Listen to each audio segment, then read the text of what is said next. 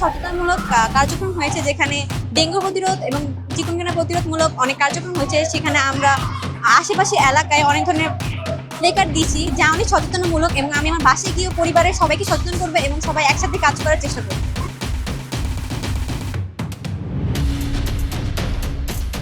আমাদের মিরপুরটা বর্তমানে ডেঙ্গুর মধ্যে সবচেয়ে বেশি ঝুঁকিপূর্ণ এলাকার মধ্যে পরিণত হয়েছে। এখানে আমাদের আশেপাশে প্রায় ময়লা, ডাবের খোসা, বোতলে পানি এসব প্রায়শই দেখা যায়। সে সম্পর্কে আমাদের অবশ্যই সচেতন থাকা প্রয়োজন।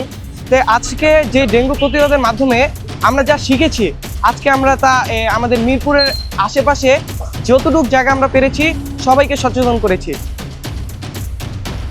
আমরা জানি যে প্রতি বছর এই সময়টাতে প্রচুর মানুষ ডেঙ্গু এবং চিকুনগুনিয়া আক্রান্ত হয়। এটা একটা বড় সংকট হিসেবে দেখা দেয়।